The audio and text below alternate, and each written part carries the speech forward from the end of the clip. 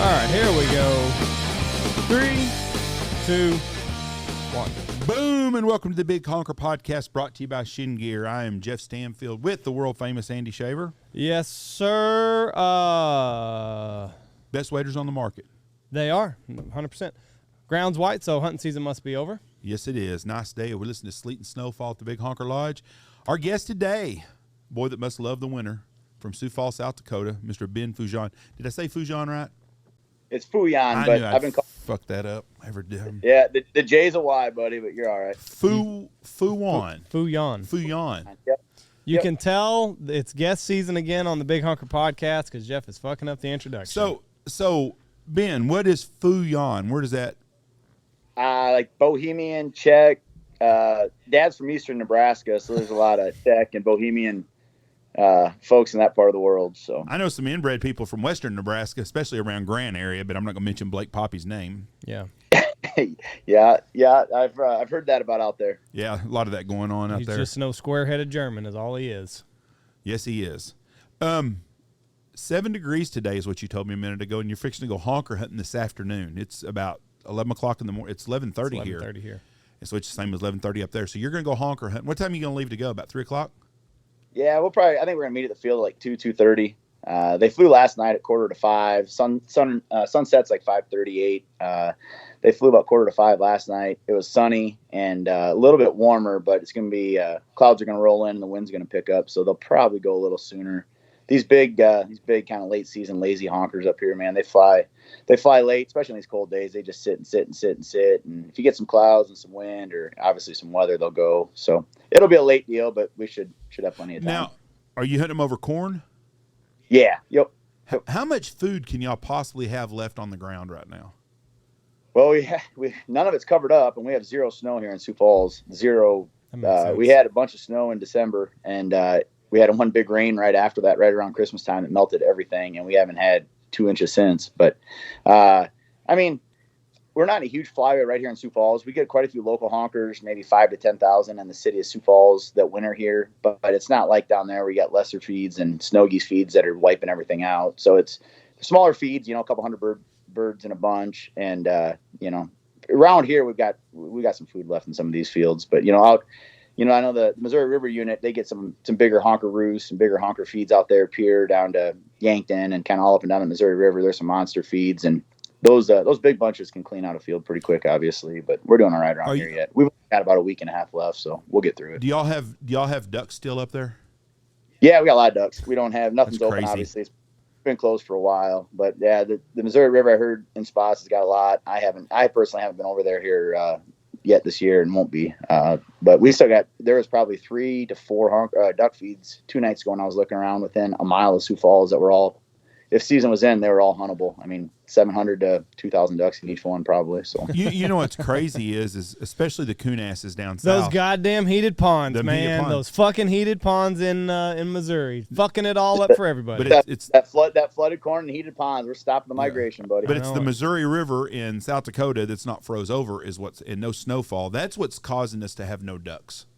It's this, in my opinion, it's the snow. Like, birds can sit on a little bitty pile of water. You can fit 20, 30, 50,000 geese or ducks in a small body of water. If they got food, these hardy ones, as the migration goes on, they get rid of some of those softer ones. It's kind of always my mentality. And these ones that stick it out, it takes a significant amount of weather to push these birds. So. Yeah. Other than them ducks getting shot at in Canada in September and October, a lot of those ducks don't even. There's a lot of ducks that do not get hunted. 100%. I mean, 100%. There's just no winter. Back in the day, I read a lot of old books, and I read stuff that was written in the 50s and 60s on waterfowl stuff. And the common theme is winter. You had a winter every year.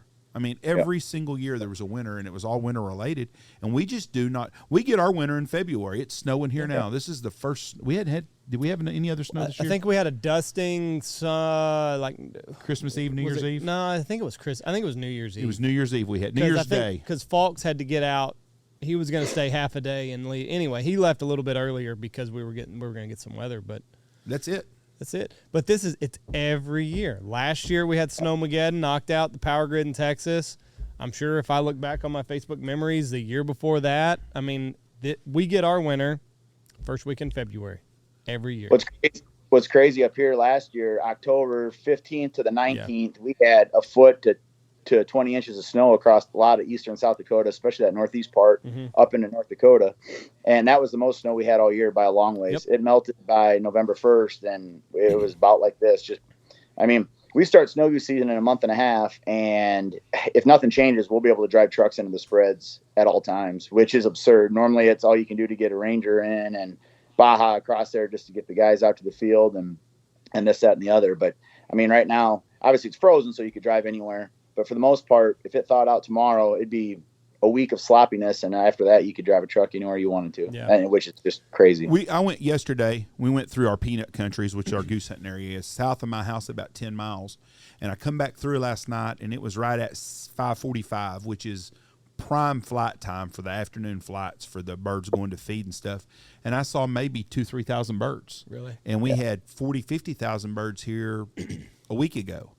But the calendar tells them birds that the end of January, 1st of February, it's time to leave. So no matter what happens weather-wise, they calendar out of here just like they calendar into here in mid-October. If there's nothing to keep them here. I mean, if there's no significant weather that's keeping them here. We have what's here now is going to stay for another 3 or 4 days, but we have food and water here, so they're okay, and nobody's jacking with them anymore. So we're cold here. We were 50s 2 days ago. We've had below zero, and then we've had 40s and 50s for 3 or 4 days. It's been just a complete extreme one side or the other. We haven't had any of that just kind of consistent cold, snowy winter that you think of up here. It's either been sweatshirts and jeans or bundle up and don't go outside type of stuff. So. How old are you? 38. 38 years old. When you was a kid growing up, you probably had snow close to Thanksgiving and had snow probably almost up to spring break probably. Am I right? Jeff, I remember trick-or-treating in blizzards back in the end of October. And I grew up on the Platte River in Nebraska at my grandpa's old club there, west of Omaha an hour or so. And it was always like November 10th to the 20th was kind of the prime middle of the month, right around deer season. And I mean, I remember Thanksgivings down there where you'd be hunting the Platte River and it would be completely frozen over and you'd have a little sliver of water just trying to shoot the last duck in the county or in the state. And now they don't even hardly get started till December as far as real numbers for the most part. Now last year with that early storm, they had a pretty good push, but it's been later and later and later and later, which is just quite abnormal, honestly. My old friend Ron Winnicky told me the last time I talked to Ron on the phone, we were talking about it was the last, I guess it was probably a year or two before he passed away, probably the year before, and they'd had a real hard winter where in Nebraska, and he said, Jeff, this is like it was when I was growing up hunting. He goes, it was really cold and frozen, blah, blah, blah. And even back then you were seeing a warming trend because we were talking about how it was back like it used to be. But, and that was probably, I don't know, Ron's been dead 10, 15 years, so that was a long time ago. But we used to have winters, and that's right. Kansas and Nebraska would lock up, and they don't do it. So mid-November was y'all's best time of hunting before that froze up all the way. Yeah, back when I remember when I was a kid, first started shooting, 20, 25 years ago, I mean, we'd be down there Halloween and you'd have all the ducks you wanted. And it was always, I mean, if you planned anything or tried to do anything Thanksgiving on, it was super risky business. I mean, there'd be times it would hit for sure, but it was, it sure changed. I mean, good grief. Then, a lot of the guys I know in Nebraska and across the Central Flyway had rough years with that mild weather and, maybe probably a poor duck hatch because it seemed like nobody ever had a ton of ducks. But one of my good friends, he goes to South Dakota with his family. They go every year. Used to go, early October, and they've pushed it clear back, to Halloween or even first weekend in November, just because they were going the times that they had been going, and just it was so warm there were no ducks around. So they pushed it back almost an entire month from what he used to do 15, 20 years ago when he was a kid growing up. It'll be interesting 15, 20 years from now to look back to see if this is just kind of cyclical or if this is more of a long-term trend or what these last 5 to 10 years really mean. If we go back to what the weather was when I was a kid, and I'm 53 years old, so back in the 70s, from mid 70s to mid 80s, when I really remember when my memory really works and getting to go hunting all the time. If that happens, all those outfitters that hunt in Kansas and Nebraska are going to be in big trouble. Yeah, because that's why there was no outfitters, any huge amount of outfitters back then, because everything froze. You couldn't rely on it enough.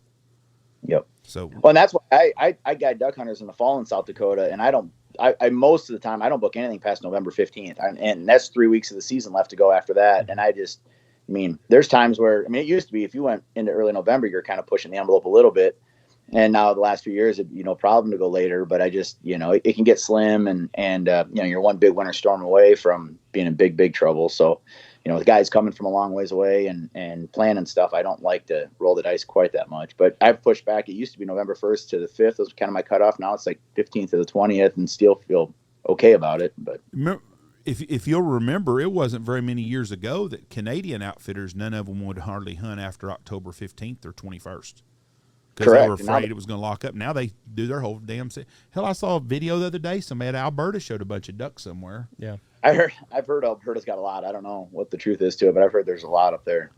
Well, the numbers are screwed up. Let's talk about what we called you about snow goose hunting, which is a sport that I have absolutely no desire to want to be involved with.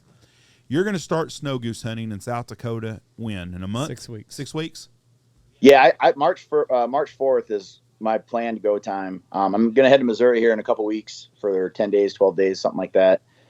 It's kind of weird for me. Normally I'm in Arkansas right now. They opened up yesterday, and this is the first year in 8 or 9 years we haven't been in Arkansas for the opener.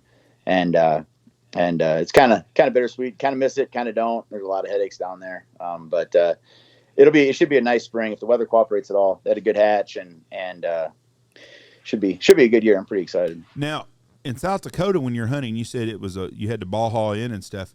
Is it because of snowpack that you have trouble getting in? Everything's wet from that?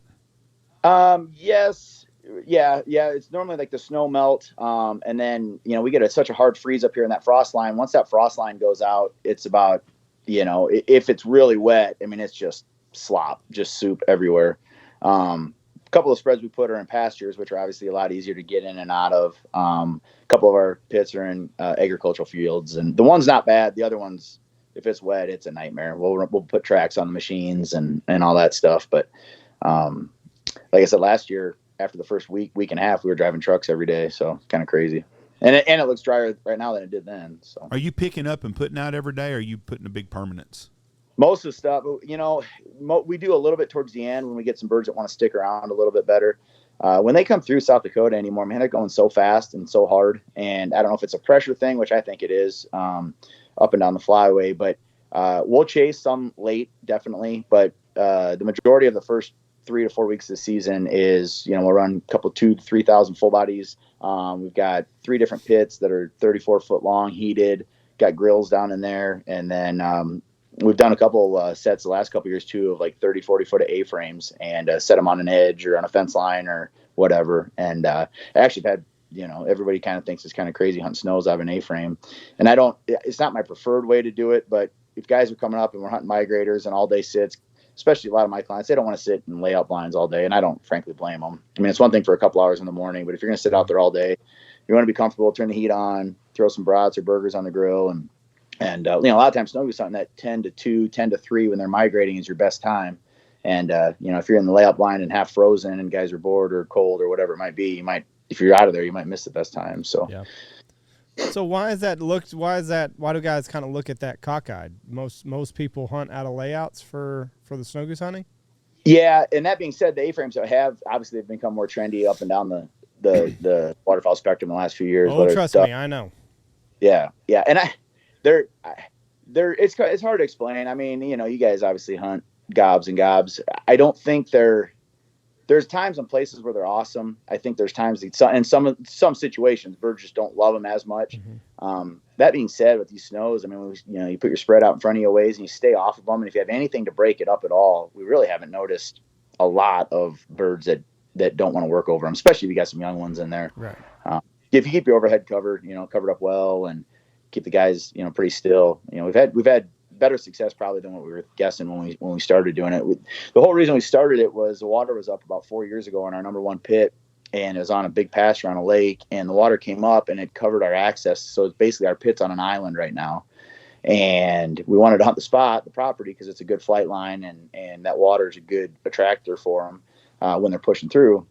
And we couldn't get to the pit, so we put 40-foot A-frame on the corner of the pasture on the other end of the pond, and we're able to hunt the farm, I guess. We'd rather been in the pit, but rolled with the A-frame and had good luck with that. And honestly, there's a chance we're going to be able to get out there this year. The water's come down quite a bit. It's still an island, but we might be able to get through the water it's hard to say. So. It's still up from that long ago? Mm-hmm. Yeah, it quit draining. The drain got kind of choked out, so to speak.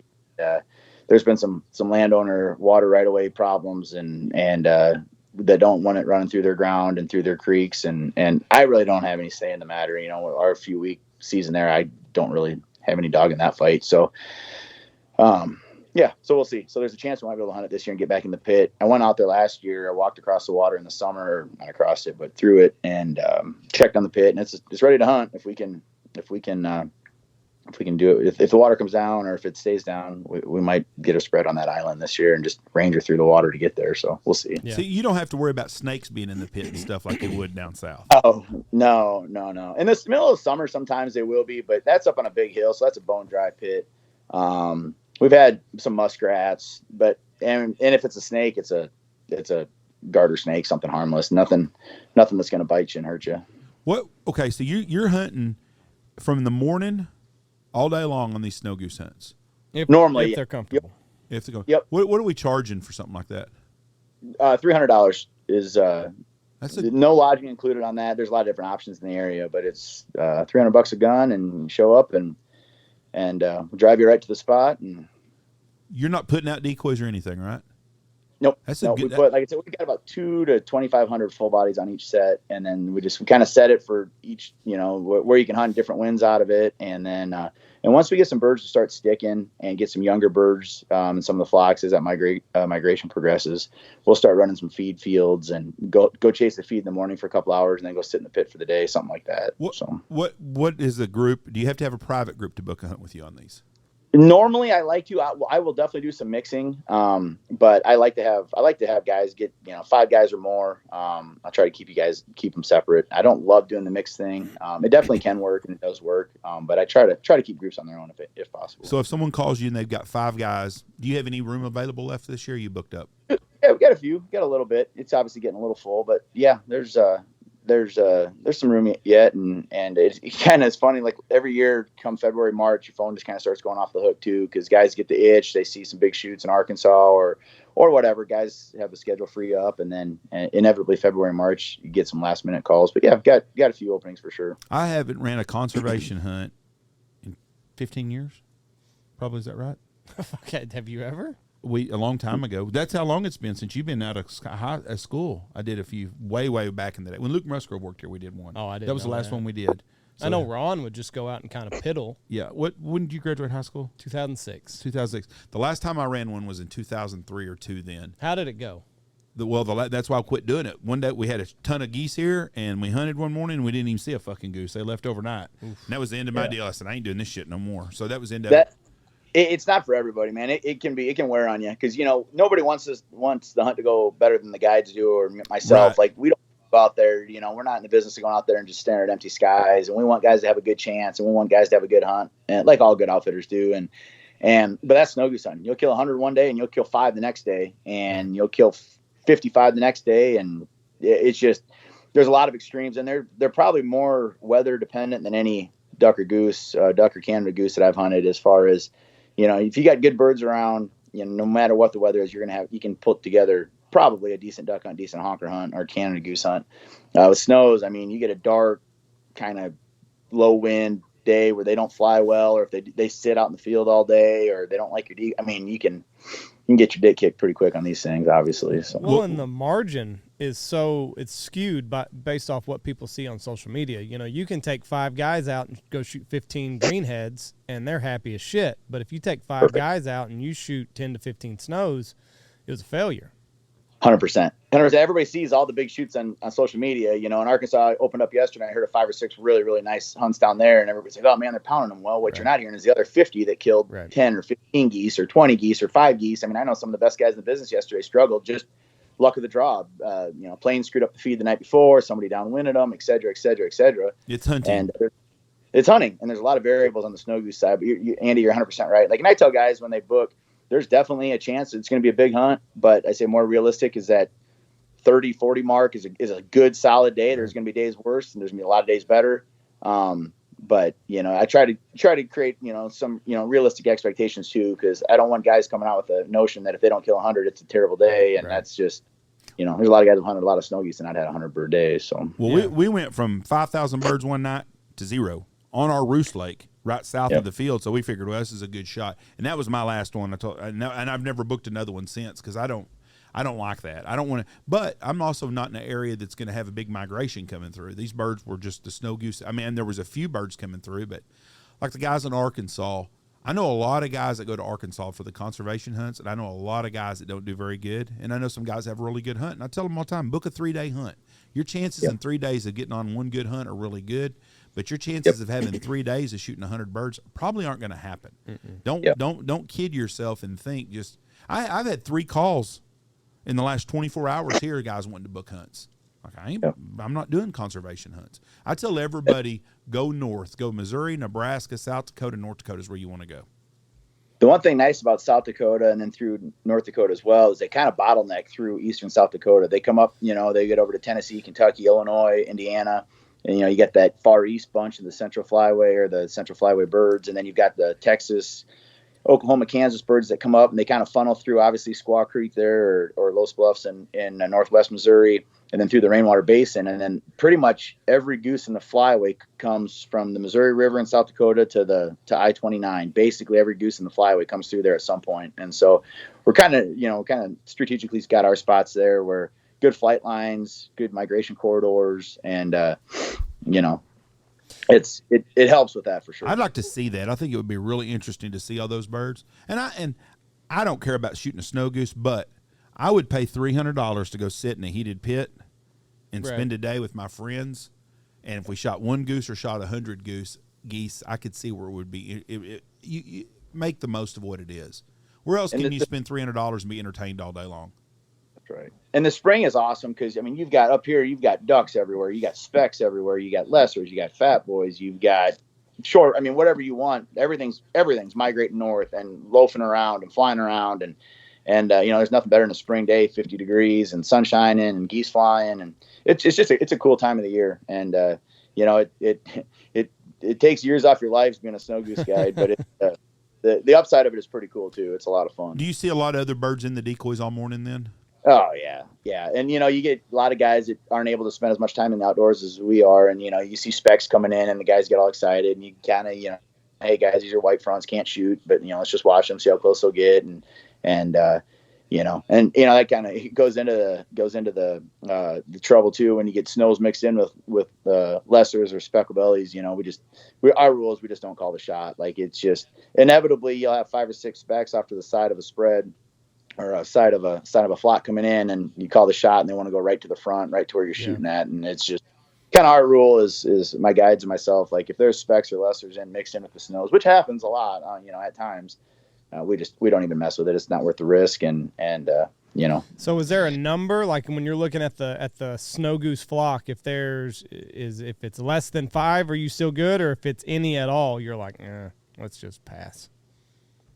As far like as if you're looking at the snow goose flock and there's a speckle belly or a Canada in there. If I can hear one and I can't see where it's at, I almost exclusively will not shoot. Right. Like I just, it's just not worth it. Now, if I can see us off to the side and we get 7 or 8 snows right in front and there's one way off to the side somewhere, I'll say, hey guys, these 7, 8 snows right here, get them. And then as soon as those are done, I kind of tell everybody, all right, done, put your guns up. But if I don't know where it's at or if it's even remotely close, we don't even risk it. Don't even fuck with it. I know. No, but unfortunately, it can kind of hurt you some days too, where you could really use those couple flocks to really help your day. That can be rough. It's ridiculous though that guys can't distinguish between a snow goose and a speckle belly. Yeah, guys, just a lot of guys just don't get to go as much, and they don't. I mean, frankly, a lot of guys see a speck in a snow or blue, and they probably don't know the difference between a blue goose and a speck belly. Some of these guys that go out, I had a guy. I'd say most of them. I'd say a big portion don't know the difference. I had a guy years ago. We were just shooting specks or Canadas, and you can only kill one speck. And I said, you can only shoot one speck, and we were shooting both, and he's like, could you stand up here in front of me and point to the ones I can shoot? Listen, if you can't tell the difference between orange feet and black feet, you think my ass is going to stand in front of you and point to the ones you can shoot? You've lost your damn mind. The worst is when the sun's in your eyes. Yeah. Then it's kind of shit. Because, we run into the situation now where we can shoot 2 specs, and when the hunting is on, you're getting your 2 specs easily, and, you're trying to finagle the lessers around, and when the sun's in your eyes, it can get, it's just fucking a dark bird as far as a lot of these people are concerned. Especially if if it's a north wind and you're kind of the sun's in your eyes just a little bit, it can get dicey. So I feel your pain. Yeah. We used to have that problem when we were in Arkansas. That's a big problem down there. I mean, those fields down there, they've got 8,000 snows and 1,500 specs with them, and they start coming out, get those big spins going, and all of a sudden you hear a bunch of specs. You're just kind of freaking out. Like, where are they? Are they just passing through? Are they in the middle of the snows? And there's more problematic down there than up here for sure. That can be a big headache. It amazes me how the speckle belly gets in front of what you want to shoot every time. Because if Canadas if we're working a flock of Canadas and there's specs with them, like, I'll be like, okay, we're about to just get ready, guys. Canadas are coming, and then all of a sudden, inevitably, every fucking time, the specs just woof right in front of them. You're like, son of a bitch, I can't do it now. Or snow geese. There might be a flock of snows that we have. Like, all right, guys, we got snows out front, and then the specs just wham. Yep. Yeah, you need to leave a little. If specs are in season, you need to leave a little wiggle room on your limits there, just to almost give yourself a buffer. If I had the balls, I would only shoot half of my specs first thing in the morning when the hunting's really, really good, and it's gonna be fast, and then wait and shoot my last half of specs like the last couple flocks. But I guarantee you the time that I do that will be the day that you should have taken what you could have gotten, and so nothing's guaranteed. No, So bird in the hand. It's no different than duck hunting in a 1 pintail limit. Right. You get a flock of pintails early, and you tell the guys to cut them. Well, everybody kills their 1 pintail. Well, then all day long you're covered up with pintails, or you got mallards mixed in with pintails, or here comes some pretty Drake pintails, and sorry guys, we're done. And if I knew what was going to happen, I would have told you to not shoot that first flock, but you never. Yeah, no, I mean, you don't ever know. I'd rather them bitch having their limit and their birds in front of them than bitch by not 100%. Having the other way around. What's the most amount of snow geese that you've killed on one of these conservation hunts? Man, we had one in Arkansas a few years ago. I think we killed 505 or 510, something like that. And I kid you not, I didn't even want to go that morning. Like the night before, the feed looked good. It was strong. It was a sopping wet field. It was all we could do to get in there. We ran like 800 socks. We laid we were laying the rice. And the next morning, it's like overcast. It's warm. There's not a breath of wind. And I remember the guides camp were just like, oh man, it's going to be a rough day. And the guys all got there and like, hey guys, this is going to be tough. Like, oh yeah, horrible conditions. We get it. And they were super cool dudes. Some bunch of young guys, a couple dads and some kids. And we got out to the spread and kind of got the sounds hooked up, and like this huge fog bank rolls in, and it becomes like you couldn't see 100 yards. And Tony Vandemore and I were together with the guys. We kind of looked at each other like, that might help a little bit.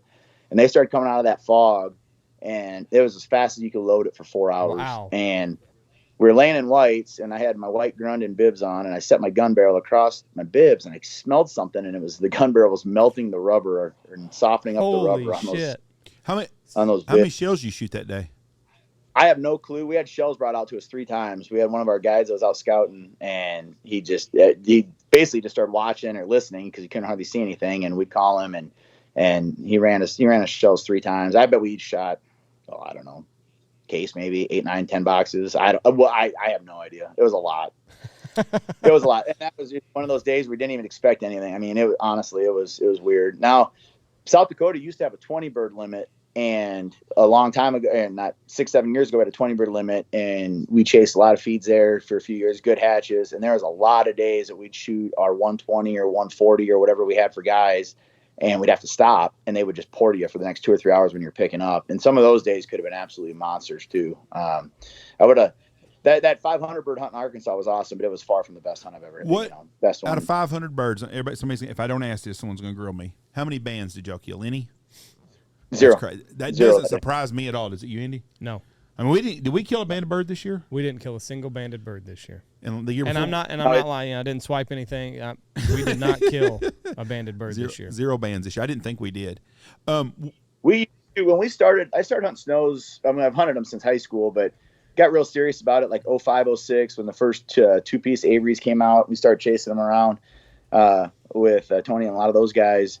It used to be like clockwork. If you killed 100 adult birds, you're going to kill a band or two every time. And as the bird, I mean, everybody now has got a good full body spread. Everybody's got good motion, good sounds, and guys are just becoming better snow goose hunters in general. And so the adults are just getting harder. They've always been hard to kill. They're getting harder and harder to kill. And so now you're killing, for every 500 geese you kill, you might be killing 450 young ones. And so your numbers are just less and less and less and less and less adults. And then therefore, in my opinion, just less bands. Obviously there's fewer juvies banded than adult birds. And so, but it used to be 1 in 100. You could almost count on it. Now it's, I think we killed 1 Rossi and 1 snow, I think last spring up here, and out of a couple thousand birds. So yeah. Not very good odds. I know that. When you're setting these spreads, like how long does it take you to completely, there's no decoys in the field, get everything set up for one of these 2,500 decoys? So like on our pit fields, we put all the stakes out already. We put them out this fall when it was frozen or before it would freeze. And so, because last year we missed our window with the weather, and then we got kind of lazy. We were honker hunting and everything else. Well, then we had to drill every single stake in because it's so frozen. So you've got drills. It's just a nightmare. And so this year we made darn sure that we pushed every stake we had in the ground. And so basically they're set. We just got to drive the trailer around and I would say start to finish, if you just went out with no stakes in the ground, no decoys, 5 guys that know what they're doing, 2 hours, 3 hours. It's not bad. Especially if you can drive in. Now, if you got a Ranger stuff in, and I mean, that cuts your production, drastically. But if you can drive a big truck and trailer in, you got 5 guys that know what they're doing. Generally, we get 2 guys on stakes, 3 guys on decoys. It's super fast. So if we set like a temporary spread, if we set a temporary spread, just a morning hunt or something in Arkansas, if you got 5-6 guys know what they're doing, 1,000 decoys, hour and 15 minutes, hour and a half time. I mean, it's so fast. You've got 2,000 stakes stuck in the frozen ground right now, right? Yeah, on 3 different. Could you spreads. imagine the farmer driving? Somebody that don't know what the hell's going in is like, what the hell happened to this fucking field right here? Well, one happens to be my best friend's dad, so we're not too worried about that one. The other one's a pasture out in the middle of nowhere, but yes, for sure. And then the other one, the farmer's well aware that they're out there. But yeah, 100%. We always thought about that. What if someone's chasing coyotes? Yeah. Something just runs right through it. Yep. We did a fun afternoon duck hunt one day, and we set up 4 A-frames, and it was a smaller spread. I think we did 5 dozen geese, 5 dozen ducks, so 10 dozen decoys. Took us 20 minutes. Yeah. I mean, it was just because everybody's like, fuck, because we actually hunted in Oklahoma, so we drove up. We finished our hunt here. We drove up there, which is a 2-hour drive. We left here at 1:30, and everybody's like, you better hurry, you better hurry, you better hurry. We're not going to have time. Birds are going to be flying. You better hurry. Fuck. We had an hour and a half to kill. I mean, by the time we got up there, it took us 20 minutes to roll everything out. And it's because y'all all know what you're doing, though, too. Yeah, but that's what I'm saying. Difference. Like he was saying, like if you get guys that know what you're doing, it doesn't take but just a second. I hate scrambling. Yeah. And so like we always set extra time, whether it's fall ducks, fall honkers, snow morning sets, whatever it might be. Like I always all right, do in my head, okay, 15-minute drive, 10-minute Ranger shuttle, 5 minutes decoy, organizing, and 40-minute set. Okay, we need an hour and 10 minutes. Let's give us an hour and a half. I hate rushing. You can't account for flat tire or somebody being stupid and getting stuck in a field or whatever it might be. And frankly, I kind of like that 15, 20 minutes before the hunt starts anyways, just to kind of relax and kind of get ready for the day. There's nothing worse than scrambling at shooting time and missing opportunities. And I despise that. I got a phone call one morning about 15 minutes before shooting time, and I live about 15 minutes from where we were hunting at. Jeff, we need you to come out here right now. Okay, what's wrong? I'm on my way. You know, because I've got 4 or 5 groups we run every day, and my phone rings not all the time, but if it rings at 4 o'clock in the morning to 7 o'clock in the morning, it's usually not good news. It's usually 100%. something's going on. Something broke, something. Yep. Well, the truck's dead and needs to be jumped off. Where's it at? What's in the kill hole? Okay. Yep. You know? Yep. And first of all, my question was, why the hell did you not leave the car running? You know, well, I didn't want to burn no gas. It had to cost you a whole 80 cents, you know? Yep. I'm so naive about it when I'm doing something like that. I roll my windows down, even if the truck's running or if it's whatever. I roll the windows down. Like I'm not going to let this thing get stuck out here or not be able to get it out of here. But yeah, I've been there, done that. I do that too because Lou rides up front with me. So when I leave him in the car by himself to set everything, I crack both windows just because I don't want him. If he steps on the fucking lock, and then all of a sudden the truck's running, lights are on, and it's sitting right where it doesn't need to be. Or you burn your seat up. Or I burn my seat up. Have you had anybody do that yet? We've had that happen twice. The old spotlight gets left in the driver's seat or the passenger seat, face down, going. I did that. You get a smell of smoke. We had a guy that was hunting with us one time that took his truck, and this guy rode with him. He didn't even know this guy. This guy leaves a spotlight on in the passenger side. The guy goes to his truck. He has burned his seat completely down. You know what the guy says to him that left it? Oh, my bad. My bad. That was it. Oh, yeah, that is your bad. Didn't offer to pay the deductible. Didn't offer to pay gas. Nothing. Just whoops. My bad. I guess I'll best ride into the field story when I was at Habitat Flats full time as a duck guide. I took a mixed group, two single guys was going to the spot, and they rode together. But the guy driving loved his dog so much, the dog rode shotgun and made this other dude ride in the back seat. And the dude tried to get in the front. And he goes, no, that's where my dog rides. And I kid you not. And they got along fine, but this dude made this cat ride in the back seat the whole drive to the spread. And old Fido rode shotgun. It was pretty fun. I hate when people ride with me because Lou is not fun to ride with for about the first 5 minutes. And he's so big. First 5 minutes ass. The whole way down the road. I mean, he likes to hunt Blake. But our camera, we had a lady for our camera person this year. And she would ride with me and I'd be like, fuck. So I'd have to put the shot collar on Lou before she ever got in.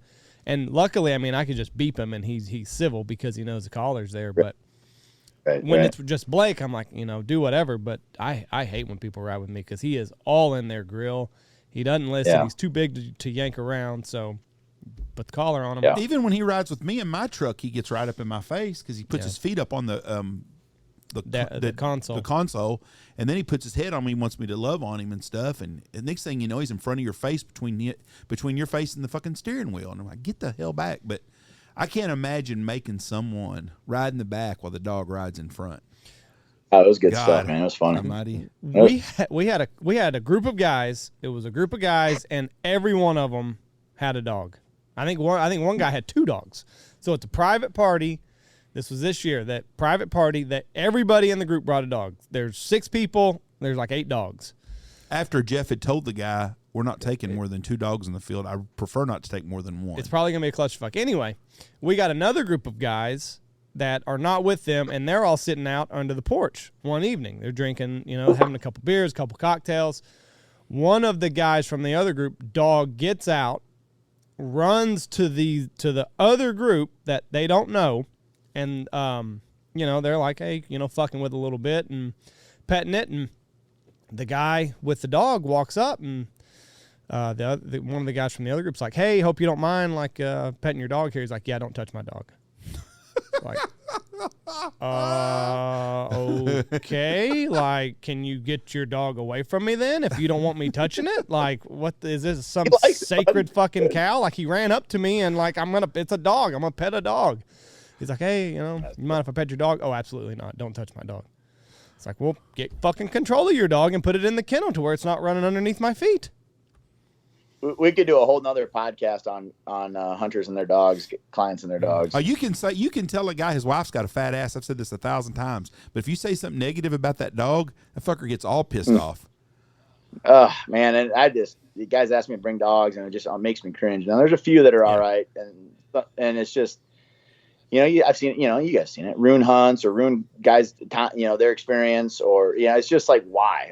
I mean, and guys that don't hunt a lot, and then they think, well, I'm going to South Dakota, or I'm going to Texas, or whatever, I'm going to bring them spot with me. Well, okay, but and it just I guess you have to be an outfitter to understand this, because every outfitter thinks the same way, and I'll get the guy that's just completely perplexed when I tell him no. You have to have a private party to have your dog. Well, I don't 100%. Go nowhere without my dog. Well, that's fine, but you're not coming up here hunting with the dog unless you have a private party. Well, I don't understand why, because I don't want your dog fucking up my hunt. That's exactly why. If you have a private party and it screws it up, that's between you and your buddies, because I've seen that happen, and guys leave pissed off at the guy with the dog. But most dogs can't do the work.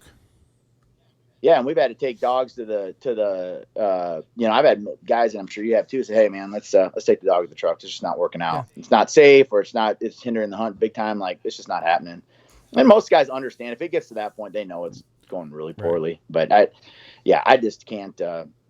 I'd like to implement a no dog policy, but at the same time, like you said, if it's their hunt and it's their own group, whatever, I guess. But it's if it's not safe, or we got a rule: no dogs in the pits, no dogs in the A-frame. We got we got blinds outside the A-frame. We got dog stands in the pits. And if they stay there, fine.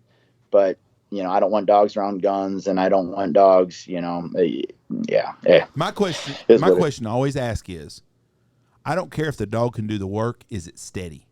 If that son of a bitch won't retrieve, that's fine. We had that this year.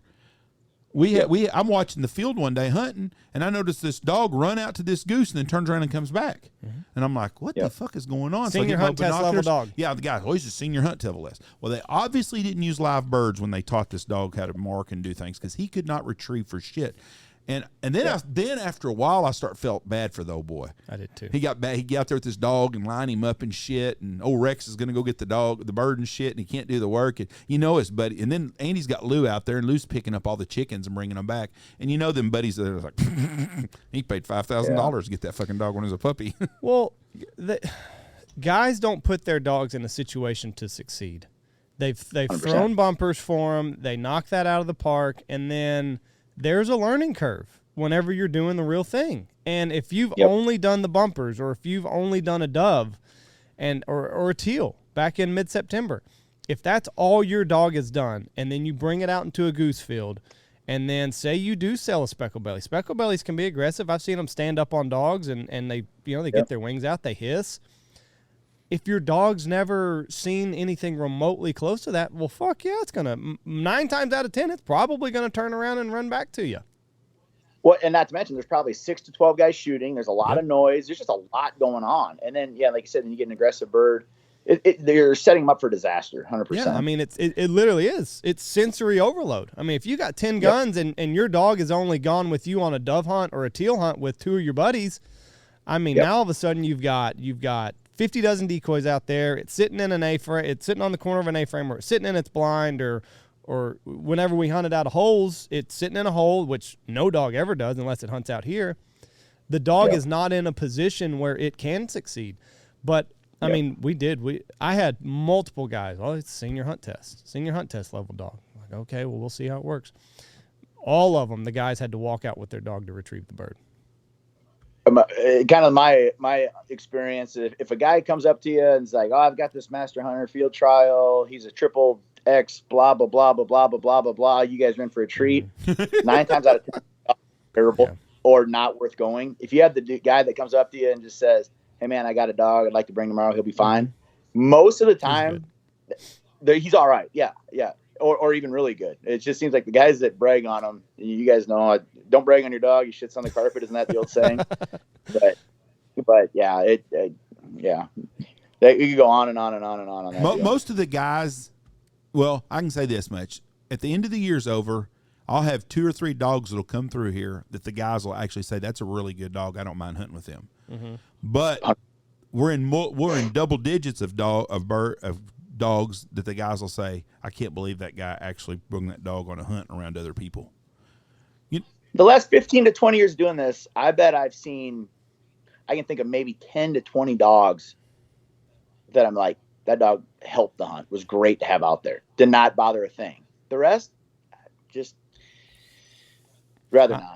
I'm 7 to 10 that I can think of. And hunting is not a place to train a dog. No, that's That's what really wears me out. The guys, I'll be watching the hunt, and I'm like, what the fuck is this guy doing? He's out in the middle of the spread, and he's casting stuff, and shit, birds are flying. And I'll call the guys and say, tell him to get his fucking ass back in the blind now. You know, it's their hunt. I don't give a shit. We're trying to kill birds for the whole group, and that's why we don't let you use a dog unless it's a private hunt. We were in Louisiana. We were in Oklahoma one time. I had a big group from Louisiana, and they had a guy that had a dog. It was a pretty decent dog. It was above average. It was not a horrible dog. It was not the worst problem with this dog was its trainer. That was the problem. The owner was the worst problem. Anyways, we're shooting ducks, and we shot 70 to 80 ducks in the afternoon. It was a great field hunt. And the guy says, well, I don't understand why they wouldn't come in and finish all the way. Well, because your ass was standing at the edge of the decoys trying to get your dog to retrieve a cripple that we could have gotten after we were done. And just stayed out there the whole time, you know? And when he told me that just I've been watching you for 20 minutes screw up flocks of ducks because you won't get your ass back in the blind. Just blind to it. Yeah. And I mean, I don't get out of the A-frame.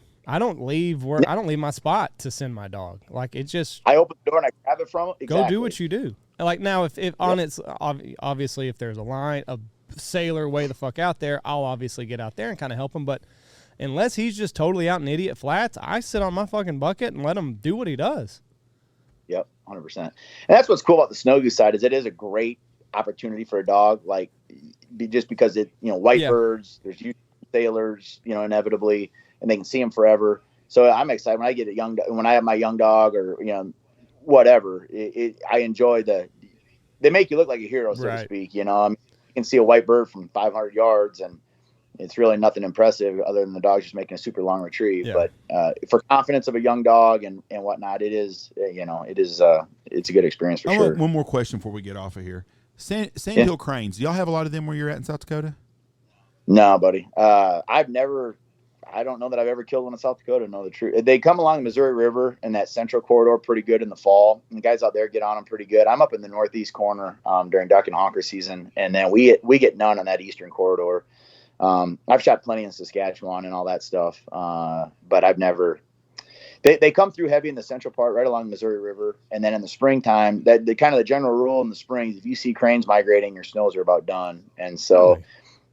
We don't like to see a lot of cranes, but they kind of follow that same path. Obviously, they roost in the basins real heavy in Nebraska on their way back, and they come right up through the central part of South Dakota. And you'll see some over to like 281, which is kind of halfway across the eastern part of the state. But they definitely come through, but we don't see them in the far east. I was wondering if they've migrated harder, if a lot of them stuck around farther north this year also.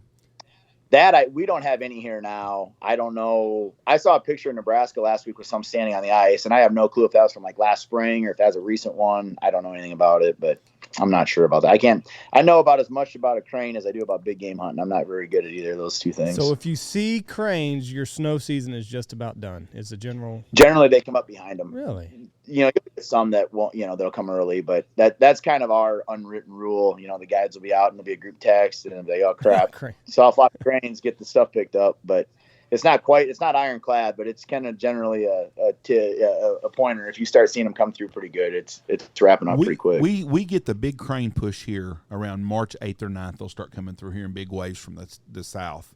And that's the end of the migration, other than all the teal and shovelers that'll stick around here. So I guess that makes sense. But so when y'all are snow goose hunting up there, y'all are just wave after wave of geese all day long, just going north. A lot of times, yeah. That would be really interesting. Yeah. And it's cool. Like some of those mornings you'll wake up and, they'll move in overnight or the night before, and you'll wake up and you'll look up and there'll be blowups everywhere you look. You might see 150, 200,000 geese or 100,000 geese from the blind. And generally that's not great right away. It's just follow the leader for a couple hours. And then as they start rolling through, they obviously get a little bit tired, a little bit dumb. And when you don't have geese in every quarter, there's too many. I mean, there's a thing, obviously, there's too many geese around. And everybody wants to know, well, when are most of the geese there? Well, most of the geese, the biggest push the last 5 years was the 12th to the 16th. But, right. That's not necessarily our best hunting just because you can't compete with 10,000 birds in every other field. So let me ask you this. Have you seen an increase in the popularity of conservation snow goose hunting since you first started? 100%. Yeah. 100%. Arkansas is just insane with people hunting. Could you put like a number? Missouri. Could you, in your mind, put like a number like on the increase that you've seen? I know it's kind of a fucked up question, but Yeah, geez, I don't know. I would is say it tenfold? Is it? I would say five to Yeah. tenfold probably. Yeah, yeah, probably. And it you can't fault guys for it. It's they get to extend their season. There is an upside where you can get the potential to you can have a chance at a big hunt. There's a lot of perks to it. It's just and more guys are realizing too, if you go in with a group of guys and whether you go with I tell everybody, if you're going to get real serious about it and you want to do this hardcore, get 6, 7, 8 guys, pool your resources, make sure you've got a good machine, make sure you got sounds, make sure you got motion, make sure you get enough good decoys, this, that, and the other, and do it. Or if you don't want to mess with it, it's not like it's a big honker or a duck hunt where you can get 24 decoys and go put a hunt together. You're better off if you're not going to mess with going all in, and I don't blame guys for not wanting to do it. You're better off going with an outfitter for 3 or 6 or 10 days or whatever you want to do for the spring and just go show up and not have to worry about a thing and, pay some money up front and have zero headaches at the end of the day. And it's a lot of those guys that just, a lot of, I think that's the popularity of the draw for it is there's a lot of guys just want to extend their season, and a lot of guys don't want to go all in as far as buying all the equipment. And I think that's why, the outfitters are becoming more and more popular, and there's more and more of them, it seems like every year. What percentage of snow goose outfitters do you think are, what's a good way of putting this? Con men. I know where this is going. Put it this way, there's some that I would recommend. I've got a lot of friends that have different outfits and stuff, and I would say there's a lot of guys that shouldn't be doing it. They get 600, 700, 800 decoys and an e-collar, and they're taking guys out for money. So I would say maybe 10 to 15% are probably, maybe 25% are probably doing it the right way. There are illegitimate outfitters everywhere. Now everywhere. We had bad hunts this year. We had bad hunts every year. We're a legitimate deal. I spend tons of money on land. I got the best equipment you can have. I got great guides, but it's hunting and it happens. That's all you can do. And I had a group that left a day early this year that were kind of pissy acting, and that's, it wasn't nothing on our part. We worked our ass off and did everything we could. It was just hunting. Yep. Now, there's that guy that goes out there that 9 out of 10 mornings, he has no business putting on any hunts of any kind at all. It's taking money off of people. You hear these horror stories. Guides were drunk, or guides were confrontational, or couldn't get better. E-collars didn't work, or whatever. Guys had to walk 2 miles into a field, or whatever it might be. And you're just, I tell everybody, your equipment's going to be top shelf. Your guides are going to be professional and courteous and helpful and on time and sober. I hate to say something stupid like that, but not, and I can't control birds. I guarantee nothing as far as bird kills go, but I'll guarantee everything else will be as good as we can do. And because it's a legitimate operation. That's what I'm saying. I was just reading a post 3 days ago out of Arkansas. A guy hunted, and his first day he was bitching because they had a so-so hunt. I couldn't believe they called me, charged us full price, and there was 8 of us, and we killed 20 birds. I thought, that's a fucking hunt. You kill 20 birds. I don't know what you're complaining about. Then the guy's complaining. Day 2, the guy had showed up, and he was 2 hours late, and he smelled like alcohol. Well, then that's a red flag to me. First of all, how in the hell did you wait for 2 hours for someone to show up? Right. Yeah. I think I saw that same thing, Jeff. That was a lot of that was on the outfitter. A lot of it was on the guy. Like, that's me too. That's what I was thinking the whole deal. But I just thought, you come to me and you've got a problem with us showing up 2 hours late. Well, first of all, you stay at the lodge, so we're never 2 hours late. We're never late. Second thing is, if my guide comes over smelling like alcohol, you come get me, and his ass ain't working another day for me ever again. Bottom line 100%. To that whole deal.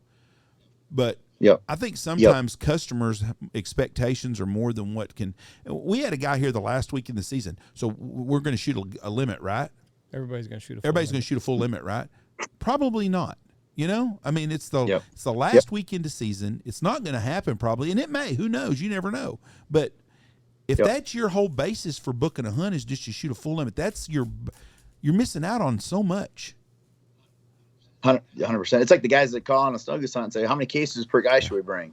Well, how many you want to bring? I don't know. Put a whole truckload in there. You probably can shoot all of them, but Yeah, exactly. And I tell guys on that shell deal, because I have guys ask me, and we push boss ammo all the time, and I say, listen, if you buy boss, it only takes one to kill something. You don't need to have 3 shots to kill it. Yep. But it's better to have too many shells than not enough shells. That's right. They don't go bad. You can use them next year. What's the age range of your clients? Is it younger, kind of in the mid to late 20s? Probably older than that. On the snow goose side, I'd say it's probably 30s to 50s.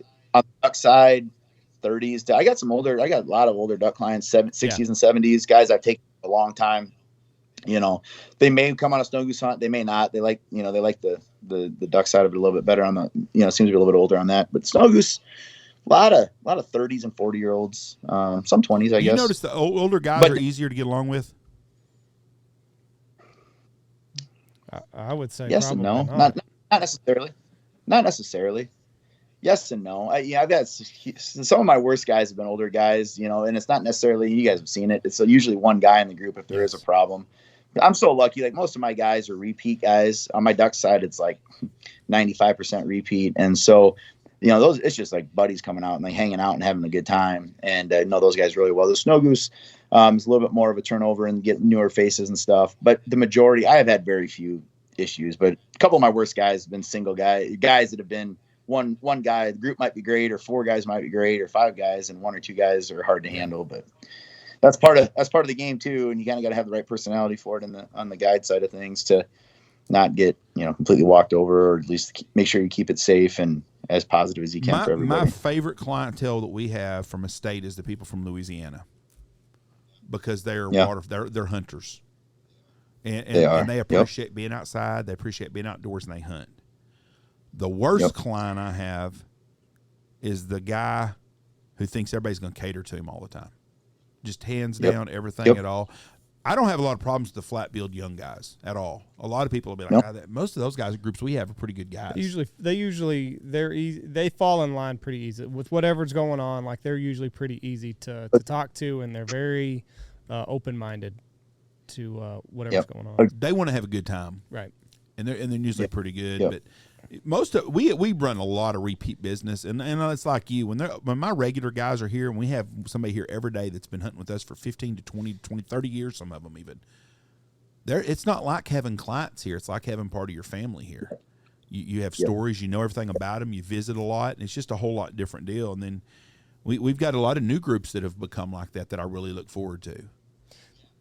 Yeah, no, 100%. That's what's cool about this industry that we're in as well, is you get to meet folks from all over, and have, you might be from Connecticut or Washington or California or Arizona or wherever, but you've got the same interest, and you come out and you share your part of the world with them, and it gets to the point where there's texts and calls in the off season. Hey, how's it going? How's the kids? Maybe a Christmas card, whatever it might be, and hey, I'm passing through next week, going here, and going to have dinner real quick, and it's fun. It's cool. It made lifelong friends all over the country. Really, the family group and the new group got me in trouble this year. So we had 2 small groups. One was a guy that's been out here for 25 years, and he had 3 guys, and we mixed him with another group that had 4 guys, and the 4 guys were new. It was a real windy day, so the birds were working. By the time you call a 15-yard shot and they stand up, it's 25 to 30 yards. It's not as easy. So anyway, we had a lot of singles come in and get away that day. Well, finally, like after the 10th single that should be dead, I kind of started riding them a little bit, because, I'm thinking, okay, it's this group. They've been here. Like, I can kind of spur them a little bit. And the group of 4 did not like that I was critiquing what. Oh no, they did not like it. So fine. So after, I'm not exaggerating. 10 singles in a row came in, did it perfect, got away. Finally, I said, how many more fucking shells do y'all have? And the group of 4 said, probably a lot more than you have mouth. Well, this is January 20th, 25th. It's been a tough go. I said, I'll take that bet 10 times out of 10, bub. And it kind of stopped right there. But, like, Jesus Christ, like, the hunting's been tough up to this point. We're finally getting birds to do what we want them to do. And, like, pull your end of this. Well, and it's at the end of the day, they're not going to remember how many opportunities they had. They're going to remember they had 25 dead geese or 40 dead geese, Right. 10 dead geese, whatever it is, they're going to that number. And I don't care how good the hunt is, no matter if it's the best flight day of the year or the slowest day, there's always limited opportunities. And I'm the same way. If there's cherries getting away, it drives me up the wall. And I'm probably more vocal than I should be. But like you said, the group a little bit too. And if it's buddies or guys you've hunted with forever, like, I'm definitely not afraid to get on them a little bit. Hey, you guys suck right now. Fix this. Because I told them the first part, I was like, okay, listen, guys, like because there was one guy in the group of 4 that I would say, got to get the k out of kill them or take them, and he's bam. So I said, make sure your first shot is your best shot, because at 15 yards, by the time you stand up, it's at 20 or 25 yards. I said, your second and third shot, it's 40 and 60. So you pretend you've only got one good shot. So I said, slow down. Somebody in this blind is shooting as soon as I get the first letter out. I said, and you're missing every time. That's the thing. You're not shooting anything. I said, it's not a race. Yeah. Slow down. Make your first one your best one, and then just go from there. So that was the first thing that I said. And that's, in my mind, that's constructive criticism, because you're obviously fucking up. That's more mild than so I said, just slow down. Take your time. You got one good shot is all you've got. Second and third are no good today. And then we continued to miss, and then I said, so you had a long week is what you're saying with clients. And I mean, I'm telling you, Andy had another outage too. But by the end of hunting season, I was whipped. We had a guy quick shoot him, and Andy really. Well, on not only did he quick shoot me, he quick shot me on what was probably going to be the biggest flock that I was going to have do it all year long, and it was on the second to last day. 1,000 bird spin. 1,000 birds, 750. It was textbook. It was just the bottom fell out, and like 3 came in perfect, and they were starting to slide, and they were going to make that big long spin, and they were going to take everything with them, and then they were just going to center up perfect. And I had a quick draw McGraw. The 3 came in, it started to slide away. He sat up, bam. Did not shoot the bird he was aiming at, which I have noticed. If you quick shoot me, 9 times out of 10, you don't even shoot the bird that you're aiming at. Whole thing just 100%. Fucking erupts around us, and the skies part, and that's it. Nothing it's over with. And I lost my cool there. It's second to last day of season. It's so selfish. It's the most selfish thing you can do when you go on a hunt and you do something like that. There's no other way around it. You're just being a jerk to everybody else that you're with. And I said, so when everything kind of calmed down and all the birds had left, which of course you knew they were going to, I said, like, whoever did that really fucked up something special that everybody could have, that big flock, everybody was going to carry that away with them. And like, you ruined it. Yep. Make your whole trip. Yeah, exactly. And then, I was with Blake and Josh that day, and I think Josh said something, and I was like, yeah, the whole thing was about to do it. And one of his buddies said he's not going to do it again, so just fucking drop it. And I was like, you're right, he's not going to do it again. Now you're talking facts. So end of the year stress. I had a guy quick shoot his own fucking kid one time. We were done, except we needed one bird to go. And this goose, I asked, it was me, it was Christmas time, it was years ago. It was father-son hunt. There was a dozen of them. 4 dads, and the rest were all kids or something. 5 dads maybe and 7 kids, but multiple kids with more than one dad. And I asked, has everyone shot one? This little boy's about 8 years old, and he's shooting a single shot. He goes, I hadn't shot one, Jeff. I said, okay. I said, you come sit with me. And I sat in the middle of the spread, and he sat between my legs. And I said, we're going to let these birds come in. We're nobody else shoot. We're going to let him shoot. We'll call him Little Johnny. So Little Johnny's going to shoot this bird. And this Canada comes in, locks up, and lands about 10 yards away from us. Lands. So I said, okay, you can shoot him. So he gets his gun up, and he cocks it, and he's kind of shaking and stuff. And all of a sudden I hear, kaboom! I'm like, who shot that bird? And his dad goes, I did. I just couldn't help it. And that kid starts crying and takes off and runs to the truck. I'm telling Mama, and he fucking runs. 400 yards to the truck. So we get the truck and we're picking up and stuff. And the dad's trying to go and talk to everyone to justify him being a dumbass. Mm-hmm. Everybody. And he comes up to me. I said, well, I'm just glad I'm not having to freaking smooth this over with my child. I said, that's crazy. Well, I don't want to fuck up my tip here. I've got a good hunt going on. I'm going to get a big tip, so I don't want to really chastise the dad. So anyways, the kid gets out of the Suburban. He comes up and talks to me and shakes my hand. He's crying still. I said, but it'll be all right. We'll get him next year. And his dad looks at him. He's like, Johnny, I promise we'll stop on the way home in Abilene at the mall and we can buy you any toy you want before we get home. Just don't tell your mother. But I thought, who the fuck out shoots their kid? I mean, I just could not believe it. And I apologize to these guys. So after everything, after everything that was said, I went up to him and I was like, listen, I could have handled it differently. The emotions were high. What sucks about the thing is we were laying out that day and Lou sits in between my legs and I control him that way. Well, I just grab his tail when I call the shot and he doesn't go anywhere. But if a shot rings out and I'm not ready for it, well, he lunges forward. We're hunting in a field. The ground's hard, so I couldn't get the socks. We're not going all the way in. So if Lou, if he even runs past something fast, the sock's falling over. So the gun goes off. He goes forward, knocks everything off. It's just like, motherfucker. So, I apologized, and they ended up leaving. They ended up leaving early. But my plan was whenever things kind of settled down, I was going to ask him. I wanted to get into his psyche of what are you thinking, when you take that shot? What are you too excited? Do you think that, how do you not see that 700 birds are literally trying to follow this around? So I was going to ask him once and I never got the opportunity to, but I don't know what it is about it. I don't know if they just get too excited or amped up.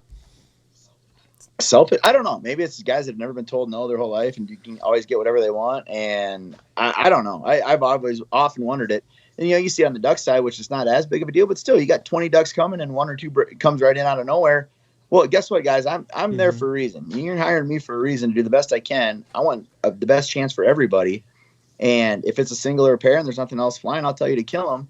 But if it's 15 that are coming right behind them or off to the side that are trying to catch up, we're going to kill 6 or 7 of them instead of 1 or 2. Or if it's lesser Canadas, you're going to kill 10 or 15 instead of 2. I have a hard time with it.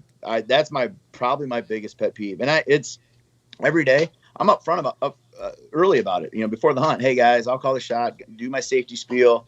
Guys, I will call the shot, whether it's 1 or 500. I'm going to call the shot. Do not shoot till I tell you. And this, that, and the other. I mean, there's never any question if that's the right thing to do or not. So that chaps me probably. We had a group earlier this year, and the guy comes in the office, and we shot a full limit of birds. And he comes in, he said, well, I think we could have done better. Well, first of all, how can you shoot better than a limit of birds first? And he goes, well, the guy, he did this and this and that. And I finally said, listen, I'm going to stop you right now. I said, you work in a fucking office in St. Louis, Missouri. This guy here hunts 4 months out of the year, 5 months, every day. Who do you think knows more about waterfowl hunting? You, who hunt 10 times a year, or a guy that hunts 120 days a year? Honestly. I said, he knows what he's doing. Why are you paying someone and going to someone if you don't want to listen to him anyway? That's his job, and his job is to make sure everyone has a good time, not just you. And that's the hardest part. They don't realize is it's not about just them, it's about everyone. But they get excited, they do this, but some of them just are smarter than everybody else. But it just floors me, the guy who hunts. Well, I got one guy that's like that, and he hasn't been a problem the last couple of years, but he has been before. But he hunts with us 3 times a year. He probably hunts on his own 5 times a year other than that. So maybe he hunts 15 times a year, but he's a fucking expert at everything he does.